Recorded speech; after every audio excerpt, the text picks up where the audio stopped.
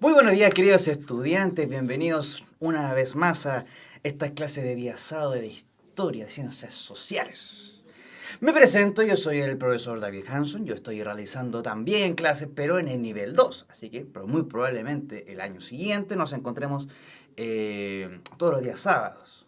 Bueno, el día de hoy yo he venido en nombre del querido profesor Gabriel, que bueno, ya no está aquí entre nosotros en la región de Santiago, sino que se ha cambiado de casa y tiene otros proyectos, entonces tuvo que retirarse por el momento. Pero me dijo, por favor, David, por favor, quédate con mis chicos, quédate con mis chicas, por favor, necesitan ayuda. Y dije, ya, pero por favor, no hay ningún problema, yo le hago clases, no te preocupes, Gabriel. Así que están en muy buenas manos.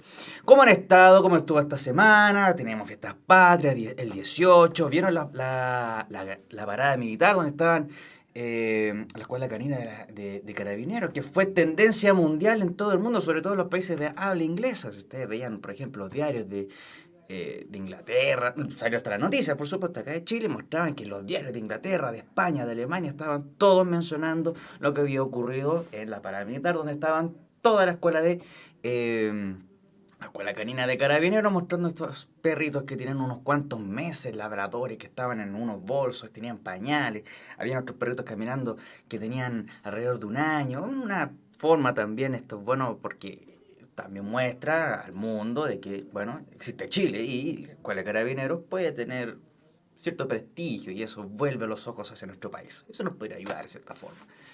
Bien, vamos a ver lo que vamos a ver el día de hoy, que tiene que ver precisamente, lo vamos a relacionar un poco con esa parada militar. La parada militar es una muestra en que las Fuerzas Armadas y de orden se muestran ante la sociedad civil. No es que nosotros los vayamos a ver y digamos, oh, qué bonito. Sí, hay muchas cosas que son bonitas, como por ejemplo la escuela canina de carabineros. Sin embargo, ellos están sujetos a lo que se conoce como el Estado de Derecho. Y ese Estado de Derecho es el que va a facilitar la protección del primer concepto que tenemos aquí, que es el de los derechos humanos. Vamos a ver entonces, lo primero que tenemos que ver es esto. ¿Qué es lo que vamos a ver? Voy a correr un poquito porque el gatito es importantísimo. Y nuestro querido gatito nos quiere mostrar así como su baile, que vamos a ver dentro de esto para poder entender lo que es democracia. Perdón, lo que es Estado de Derecho. Hay que entender también lo que es democracia y también los derechos humanos. Es por eso que tenemos que entender qué vamos a entender por democracia y cuál es la organización del sistema democrático, y vamos a tener unas pequeñas actividades ahí para poder reflexionar sobre este tema. Entonces tenemos que nuestro objetivo va a ser el siguiente. Va a ser conocer la conformación del Estado de Derecho como protector de los derechos humanos. Vamos a ver primero entonces qué es lo que vamos a entender por el Estado de Derecho. El Estado de Derecho actualmente, para poder entenderlo, también debemos entender lo que se entiende por democracia. Porque al hablar del Estado de Derecho en todo el mundo, desde la Organización de Naciones Unidas, donde están reunidas todos los representantes de las naciones, dicen que la democracia es el camino por el cual se pueden proteger los derechos humanos. Por lo tanto, democracia y Estado de Derecho podrían tener una similitud bastante grande. Ahora bien, ¿qué vamos a entender por esta democracia? Primero debemos entender qué es un concepto, o es una idea, está en nuestras cabezas, que es un concepto político. Pero ¿qué vamos a entender por política? Normalmente uno entendería, bueno, política es todas esas personas que están a cargo de los gobiernos y que empiezan a pelear y que se demandan una y otra vez y pelean que aquí, que allá, que tú sacaste plata de aquí. Eso es lo que entendemos hoy en política. Sin embargo, el origen de la palabra política se trata de lo que es el bien común. Si usted habla de bien común, podría a lo mejor entender como esa cosa que les pertenece a todos. Si hablamos en términos económicos, sí, podría ser una cosa física, por ejemplo, este puntero, o a lo mejor un teléfono celular, también podría ser un bien. Sin embargo, en términos filosóficos, en términos políticos, hablar del bien común es aquella cosa buena que es común a todas. Es por eso que la política y la ética antiguamente estaban unidos. Es decir, lo bueno, lo que le hace bien al individuo, a las personas, lo que lo lleva a su felicidad, eso está unido a la política. Ese era el fin último de la política, llevar a que cada persona pudiera ser feliz. Por eso es que la política y la ética están relacionadas porque la política conduce hacia el bien común, hacia la felicidad común. Por lo tanto, la política tiene un sujeto, tiene una cosa en la cual se tiene que concentrar y es el objetivo de todo su quehacer, que sería la persona. Persona como usted o usted. Es decir, si la persona está bien, bueno, entonces la política se está haciendo bien. Esa es la idea. Antiguamente, estoy hablando de la época de los griegos, los romanos, era inseparable esta idea de que el bien, la ética y la política estaban juntos. Sin embargo, algo pasó por ahí, por el siglo XVI, con un caballero llamado Nicolás Maquiavelo, que escribió un libro, se llama El Príncipe de Maquiavelo, donde hacía, bueno, explicitaba y explicaba ya la separación que hay entre la ética y la política. Lo que podemos conocer hoy día como, bueno, la corrupción que existe a veces en la misma política. Por eso yo digo que actualmente están separadas. ¿Qué tenemos de esto? Bueno, en síntesis podemos entender que la democracia y la política buscan que exista un bienestar económico para que las personas puedan alcanzar su bienestar, su bien, su felicidad. Ya que, bueno, con eso uno es que puede comer.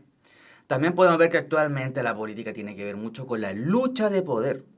¿Qué quiere decir esta lucha de poder?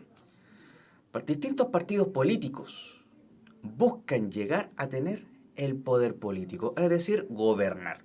Gobernar en la presidencia, gobernar en el Congreso, en las alcaldías, en los cores, en los consejos regionales.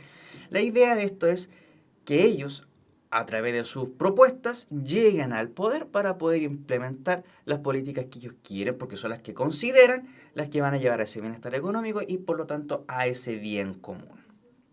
Esa es la idea. Ahora, con esta lucha de poder que ocurre en el siglo XX, cuando se más explicita en el siglo XX, tenemos el siguiente problema. ¿Quién es el sujeto de la política? ¿Qué es lo más importante en la política? ¿Es la persona lo más importante? ¿Es el Estado?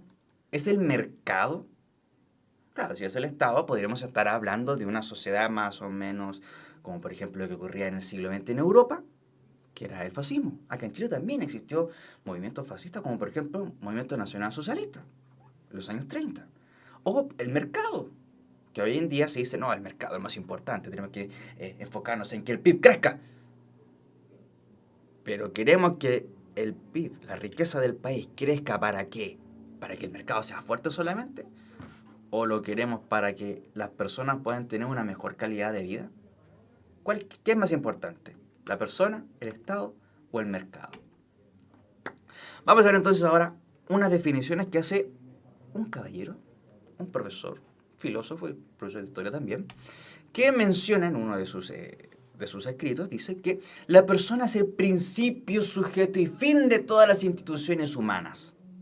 Es decir, cualquier institución humana, y sobre todo también en la política, lo más importante debe ser la persona. Pongamos este ejemplo, un club de fútbol de barrio. ¿Qué es lo más importante para un club de fútbol de barrio? ¿Qué será lo más importante? ¿Ganar copas, ganar medallas? Sí, puede ser. ¿Ganar prestigio? Sí, también puede ser. Pero ¿qué necesita para poder obtener todo eso? Necesita tener personas. Jugadores, utileros, entrenadores, preparadores físicos. Necesita tener sus pinchadas y... Si no, ¿cómo van a poder recolectar el dinero para cada partido? Y con eso invertirlo en sus jugadores para que así ellos tengan un mejor rendimiento. Por eso es que también dice este caballero que en la política lo más importante debe ser la persona. Si la persona se encuentra bien, si el objetivo es que las personas vivan bien, alcancen su felicidad, la democracia va avanzando en un proyecto que va a avanzar en lo que quiere decir política, el bien común. Esta persona termina diciendo que tanto el Estado como el mercado son medios que están al servicio de su pleno desarrollo. Es decir, el Estado y el mercado tienen que sincronizarse, coordinarse de alguna manera para que las personas puedan tener, en este caso, una mejor calidad de vida, que sería el bien común. ¿Cómo puede ser eso? Por ejemplo, el Estado puede colocar ciertas leyes para que a los que se llaman consumidores, que son personas, no se les abuse y, por ejemplo, puedan negociar de mejor forma. Y el mercado, por supuesto, tiene que ser capaz de satisfacer las necesidades de las personas, con productos de bajo precio, alcanzables, de buena calidad, y para eso también se mete el Estado, para que las personas puedan tener un mejor trabajo, un mejor sueldo, o tengan la posibilidad de emprender su propia empresa. Esa es la idea. Recordemos que todo esto que estamos hablando es completamente teórico, porque esa es la idea. Otra cosa como va ocurriendo en la realidad. Sabemos que traer las cosas, esas ideas, traerlas a la tierra, a la realidad, es mucho más compleja de lo que parece. Vamos a ir ahora de lleno, ya que tenemos una idea de lo que es democracia, de lo que es política también, en su origen. Vamos a ver de lleno ahora la palabra democracia, que se compone de dos palabras que tienen un origen griego. Uno es demos, que quiere hacer referencia al pueblo, y kratos, que tiene que ver con el poder. No tiene que ver con este juego de PlayStation, pero tiene que ver con poder. Y una definición rápida podría ser el poder del pueblo o el gobierno del pueblo. Sí, ¿por qué no? También puede ser una definición más o menos rápida de democracia, el poder del pueblo, el gobierno del pueblo. Y sí, estaría bien. Vamos a ver otro autor que se llama Giovanni Sartori, que dice: los sistemas y regímenes políticos donde el pueblo es el que manda. No lo digo yo, lo dice un politólogo. Dice: sistemas y regímenes políticos donde el pueblo es el que manda. Esa es una democracia. Ahora vamos a ver que esta definición también es un poco amplia, porque también se puede entender que, bueno, pueden decir Estados Unidos es una democracia. El régimen de la Unión Soviética fue una democracia. El régimen de Kim Jong-un en Corea del Norte es una democracia. Venezuela es una democracia. Se supone que el pueblo es el que manda a través del voto popular. Pero vamos a ver que hay una diferencia entre simplemente que haya voto popular y que exista lo que conocemos como el Estado de Derecho. De aquí viene la siguiente pregunta: ¿quién es el pueblo? ¿Cómo se le atribuye el poder al pueblo? ¿Cómo hay que hacer? ¿Cómo hay que proceder para que sea el pueblo el que mande y no sea, por ejemplo, alguien que tenga una idea media extravagante y convenza a la mayoría? Y sabemos que su idea no es muy buena. O que tenga ciertas ideas políticas, económicas, no le resulten en su país, luego vaya de viaje a otro país a pedir recursos, pase por Turquía y pase a comer un poquito de carne de más de $120,000, mientras su pueblo se muere de hambre. Vamos a ver qué es democracia, si eso se permitiría tal vez en un Estado de Derecho. Veamos. Tenemos otro autor más, este caso es francés. Primero fue un chileno, después fue un italiano, ahora es un francés, Jacques Maritain, que dice: la democracia vive de la justicia y la ley. Principal. Justicia y la ley.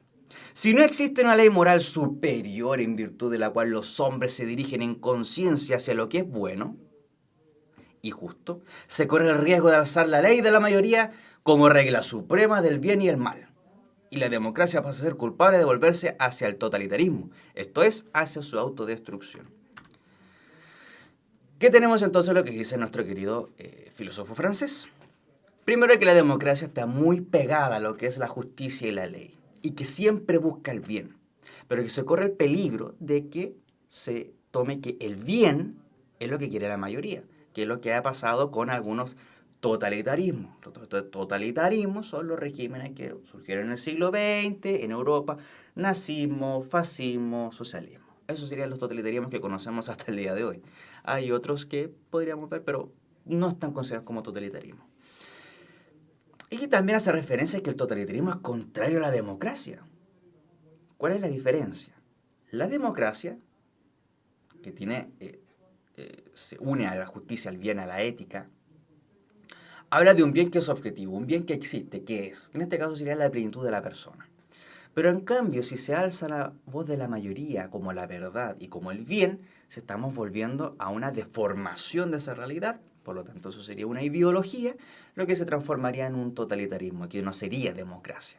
Por lo tanto, no se está buscando el bien. Puede que se esté buscando el bien de un sector de la sociedad, tal vez, pero no sería bien común, no se estaría acogiendo lo que es la política. Por lo tanto, no sería considerado un bien común, ni tampoco sería una democracia. Por lo tanto, ¿qué es importante por una democracia? Que esté apegada a la justicia y la ley, que busque el bien siempre. Vamos a ver entonces esto ya más ordenado y más sintetizado. Vamos a ver que una democracia, llevado al terreno, debe tener ciertos atributos. Dos en este caso, unos que son permanentes y unos que son variables, que van cambiando, que a veces varían en intensidad y en frecuencia. Vamos a ver primero los permanentes.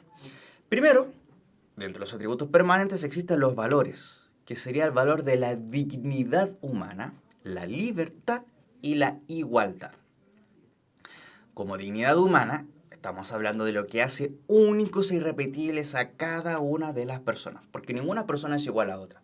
Como ninguna persona es igual a otra, porque no pensamos igual, somos todos distintos. De ahí nace la dignidad humana. Ahora, si bien somos todos distintos por nuestra dignidad humana, también tenemos el mismo valor de dignidad. Eso es lo que nos da la igualdad. En estos casos estaríamos hablando de igualdad ante la ley, igualdad de posibles oportunidades, igualdad de trato. Está bien, usted puede haber nacido tal vez parte de la corte de los reyes católicos, pero son iguales porque con un plebeyo o con un campesino, porque somos personas, tenemos la misma dignidad, somos iguales. También está la libertad. Una democracia, un sistema democrático debe promover la libertad de la persona. Libertad de pensamiento, libertad de expresión, libertad de hacer. Principios. La democracia tiene principios. ¿Qué principios son los que tienen? La autodeterminación, que quiere decir que cada pueblo pueda decidir cómo quiere ser gobernado. ¿Cómo se busca eso? Bueno, a través del voto popular. Es una opción. La soberanía popular, es decir, la soberanía está en la población. Antiguamente, cuando existían los reyes, por lo menos en el rey absolutista, el soberano era el rey, o el soberano estaba en la corona. Por lo tanto, el dueño de todo era el rey. Hoy somos nosotros. Por eso es que, por ejemplo, en las fronteras que tiene Chile, allá en el sur de Chile, la cordillera con Argentina, o hacia el norte con Bolivia y con Perú, existen personas que se le dice, usted está haciendo soberanía. Porque con el solo hecho de estar un chileno en ese sector, se está haciendo soberanía. Es poder ejercer las leyes que tiene el país. Y por supuesto, también dentro de los principios está el respeto a los derechos humanos. Como por ejemplo, el derecho a la vida, la libertad de expresión, la igualdad ante la ley. Los derechos humanos están muy relacionados con los valores, porque los derechos humanos buscan que se respete la dignidad humana, la libertad y la igualdad de las personas. ¿Cómo se va a hacer eso?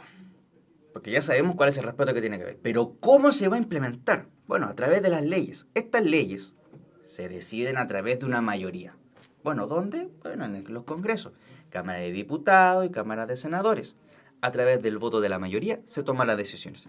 Sin embargo, esas leyes no pueden ir en contra de las minorías. Aquí se busca proteger lo que decía Jacques Maritain, que no se llegue a que la decisión de la mayoría, llegue a ser la única verdad y el único bien. Por eso es que se busca que las mayorías no aplasten a las minorías. ¿Cómo se va a lograr eso? Primero con un pluralismo político. Es decir, puede haber una mayoría de pensamiento, puede haber la mayoría de un partido político, una mayoría relativa. Dentro del Senado, por ejemplo, en el Senado actualmente la mayoría relativa, porque son la mayor cantidad de personas que de un mismo partido, que son los de la UDI, ellos son mayoría. Sin embargo, ellos no pueden pasar sobre los demás. ¿Qué otra cosa más busca a través de estas leyes? Una solución pacífica de todo tipo de conflicto. O sea, si hay un conflicto entre partidos, si hay un conflicto entre los poderes del Estado, como por ejemplo en Chile, siempre ocurre que el Congreso y el presidente se están peleando y agarrándose del moño. Ya lo vimos en 1891, 1973, 1925. y todo eso terminó o en golpes de Estado, o en guerras civiles, o en autogolpes. La idea ahora de que con estas leyes se busque siempre una solución pacífica para mantener una estabilidad política y eso mejore también que el respeto a los derechos humanos que siempre se pasan a llevar cada vez que hay conflictos y no se solucionan de forma pacífica. Y a través también de la elección de autoridades. De esa forma es como se conforma lo que llamamos Estado de Derecho.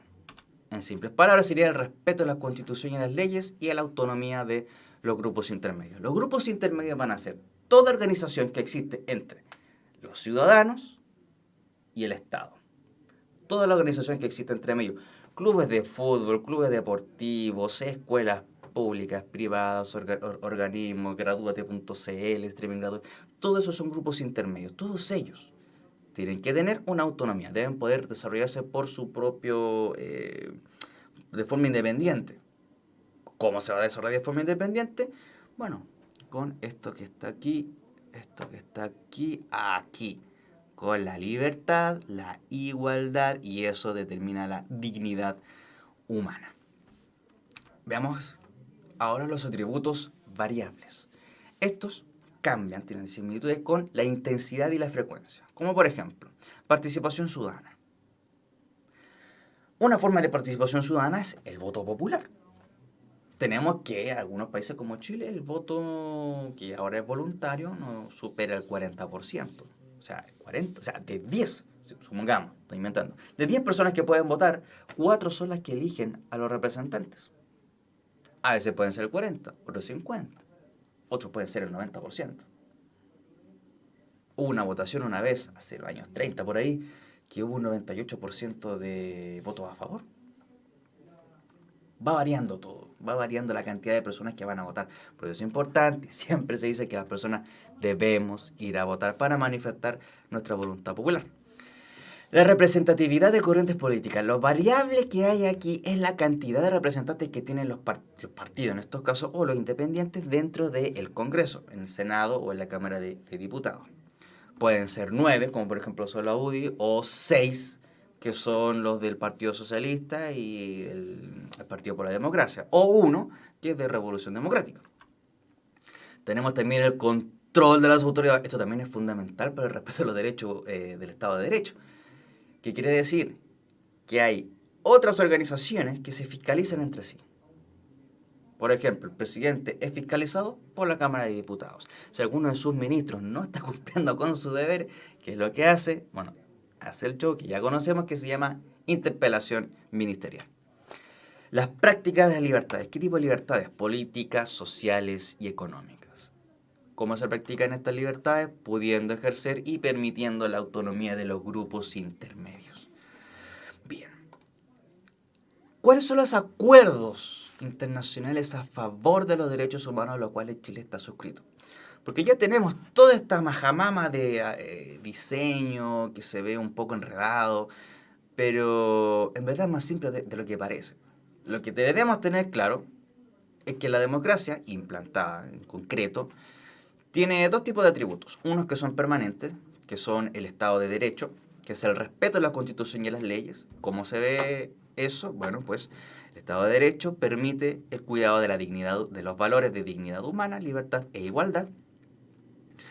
El Estado de Derecho también permite el respeto a los derechos humanos, la soberanía popular y la autodeterminación de los pueblos. ¿Cómo se logra eso? Bueno, a través de leyes que son elegidas por la mayoría sin aplastar a la minoría. Existe un pluralismo político, existen diferencias políticas, se busca siempre una solución pacífica a todo conflicto y las autoridades son elegidas. De esa forma es que se instaura el Estado de Derecho. Ahora el Estado de Derecho, que tiene toda una majamama de redes, de nexos, busca simplemente que se respeten acuerdos después que se firmaron después de la Segunda Guerra Mundial. Segunda Guerra Mundial que termina por ahí por 1945 con un bombardeo de Estados Unidos a Japón y también que la Unión Soviética invade Alemania, donde está Hitler se suicida, bueno, esa zona. Estamos hablando de ese contexto, donde esta organización de Naciones Unidas, conocida también como la ONU, 3 años después, en el año 48, firma la Declaración Universal de los Derechos Humanos. Esta declaración es firmada por todos los miembros de la ONU, dentro de ellos Chile también, y establece lo siguiente. Estoy colocando solamente los 3 primeros artículos, son muchos artículos más, los pueden buscar también a través de la página de la ONU, que es un.org, en la cual el primer artículo va a decir lo siguiente: todos los seres humanos nacen libres e iguales en dignidad y derechos y dotados como están de razón y conciencia y deben comportarse fraternalmente los unos con los otros. ¿Cómo es que cada país logra que se respete que dice que nace libre, igual en dignidad y derecho? Bueno, a través de las leyes. Y que deben comportarse fraternalmente con los otros, es decir, ya, sí, yo tengo derechos, pero el que está al lado también tiene derechos. Por lo tanto, no puedo pasar sobre él. Y no es que mi libertad termine donde empieza la del otro. Podemos compartir las mismas libertades, como por ejemplo es el poder desplazarse tranquilamente por las calles. Artículo número 2 dice: toda persona tiene todos los derechos y libertades proclamados en esta declaración, sin distinción alguna de raza, color, sexo, idioma, religión, opinión política o de cualquier otra índole, origen nacional, posición social, posición económica, nacimiento o cualquier otra distinción. Da lo mismo la diferencia física o económica o social que tenga. Todos los seres humanos son personas y tienen dignidad y por lo tanto están sujetos a esta Declaración de los Derechos Humanos. Además, no se hará distinción alguna fundada en la condición política, si es de derecha, si es de izquierda, si es revolucionario, si es de conservador, da lo mismo. Condición política, jurídica, si está preso, si no está preso, si está esperando juicio, condición internacional del país o territorio. Porque ha habido ocasiones en que hay guerras civiles en algunos países y de la noche a la mañana el país desaparece. Ya no existe. Yugoslavia, por ejemplo, Unión Soviética. Países que desaparecen y por lo tanto las personas que no tienen culpa del conflicto que tienen, desaparece su país, ¿se va a quedar sin derechos humanos? No. Aquí la declaración misma dice: independiente de lo que esté ocurriendo con el país de donde sea, esa persona tiene los derechos, no el país, la persona, es decir, usted es el que tiene los derechos. Por lo tanto, también dice que si es independiente del territorio cuya jurisdicción dependa de una persona, tanto si se trata de un país independiente como un territorio bajo administración fiduciaria, colonia, no autónomo, sometido a otra cosa o que esté en guerra civil, da lo mismo. Esa persona también tiene derechos. Por eso es que la Unión Europea ha acogido a tantos árabes que vienen de las guerras civiles que ocurrieron y que siguen ocurriendo en Medio Oriente, en Siria, Egipto, en todos los países, estos países árabes que hay en esa zona. Y tercero, todo individuo tiene derecho a la vida, a la libertad y a la seguridad de su persona. Eso es lo más importante que debe tener cada Estado. Debe preocuparse de la seguridad de las personas. Por lo tanto, vamos a recapitular. Vamos a recapitular un poquito. Volvemos aquí. Este super esquema. Tenemos atributos permanentes, al revés, atributos permanentes, atributos variables. El Estado de Derecho, que es todo este respeto a la ley y a la Constitución y los grupos intermedios, busca que estos derechos, que por supuesto son muchos más, y que están relacionados con eso principalmente, son los encargados de proteger los derechos humanos que tiene cada persona. Entonces, a través de esto que llamamos Estado de Derecho, que serían las leyes, los principios y los valores, se busca que este Estado de Derecho, que está creado para el respeto a la Constitución y las leyes, que están enfocadas en lo que decía este caballero, la persona es lo más importante. Todas las leyes que tiene un país deben estar relacionadas con esto, con que la persona es lo más importante. De esa forma se van a poder implementar las leyes necesarias, que se traducen en el Estado de Derecho, para poder respetar los derechos humanos implantados por lo que conocemos como la Organización de Naciones Unidas. Aquí pueden ver las fuentes de donde saqué aquella información. Si quieren, ustedes también la pueden buscar para profundizar más en el tema.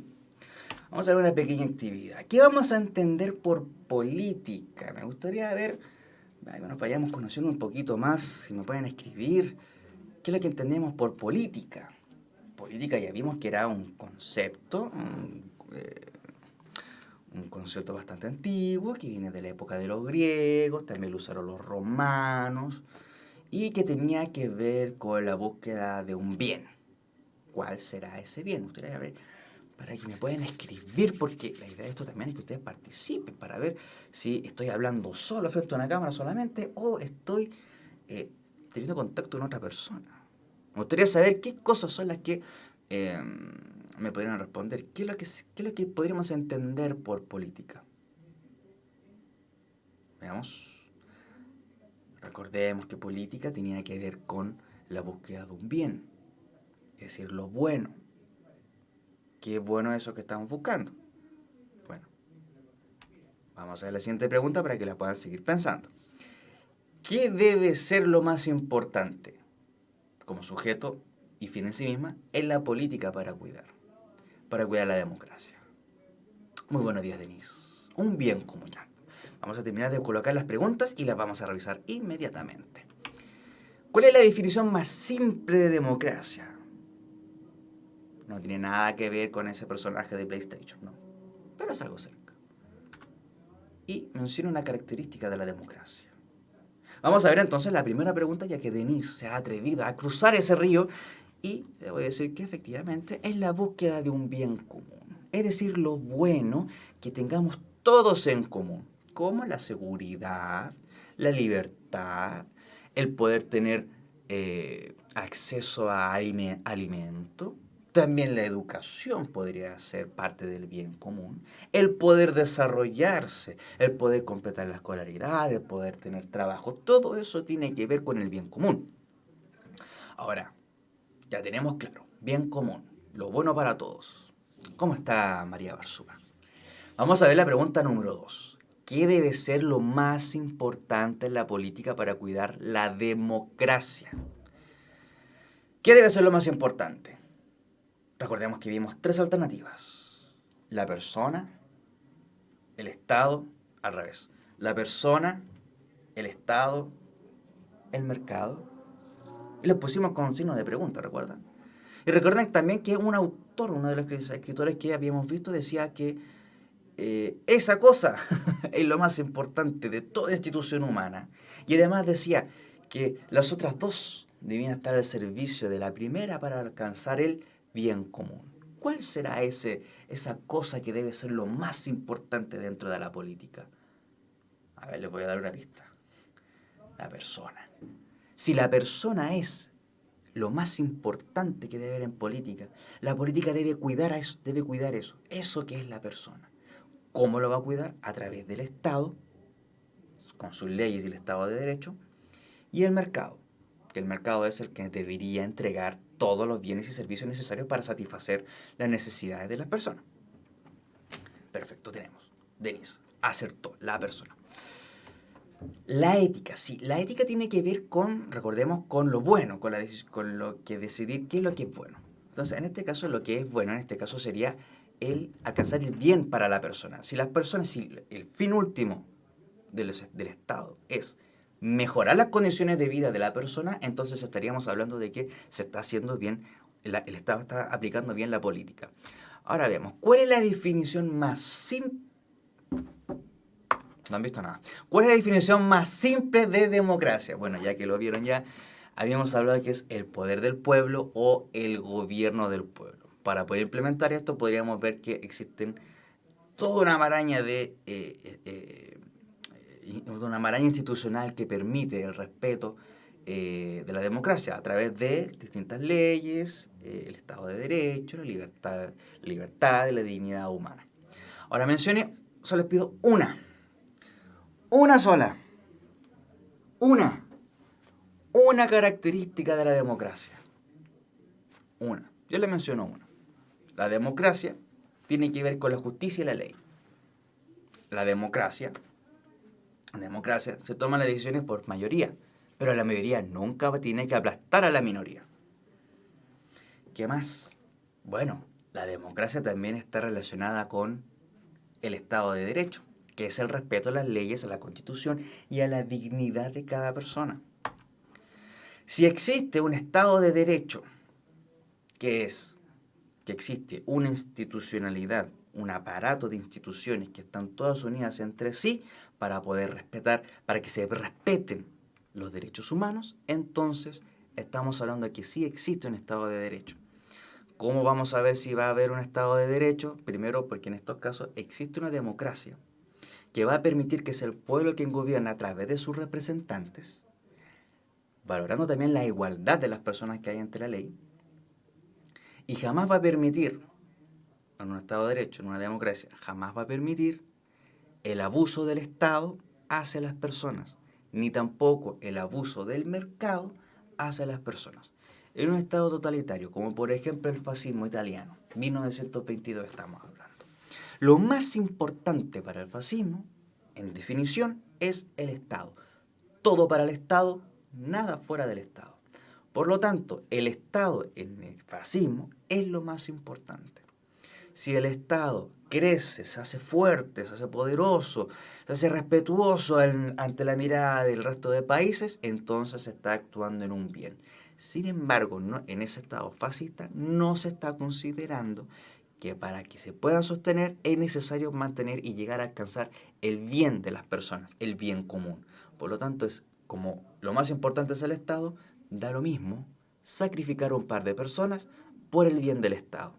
Lo mismo ocurriría si fuera el mercado. Es por eso que lo más importante en un Estado de Derecho es el bien común, el bien de las personas. Con eso se pueden respetar los derechos humanos. Esta querida vaca no tiene derechos humanos, mucha sufrió durante esta semana, pero ella les dice, les manda un languetazo, les agradece su atención, espero que les haya gustado esta clase, nos venimos la próxima semana. Recuerden, democracia, política y Estado de Derechos. Los tres conceptos están unidos en lo que conocemos como el bien común. Es una bonita idea, suena bastante bonito, es mucho más complicado implementarlo. Por eso les invito a, cada vez que exista algún tipo de participación política, no necesariamente con participar con partidos políticos o simplemente elecciones de parlamentarios, perdón, de congresistas o presidentes, sino que también en la junta de vecinos. Sí, a veces cuesta juntarse con los vecinos, que a veces alguno uno cree que está hablando tonteras, pero participen en política, porque es la única forma en que nosotros mismos podemos buscar la forma de alcanzar el bien común, ya que el Estado no es un ente que tiene vida, el mercado no es un ente que tiene vida, nosotros somos los que les damos vida. Y ellos, esas dos, el Estado y el mercado, son las herramientas que nosotros tenemos para poder alcanzar el fin último de la política, que es el bien común a través de la democracia y del Estado de Derecho. Chicas, chicos, nos vemos la próxima semana. Que estén muy bien. Un fuerte abrazo. Nos vemos.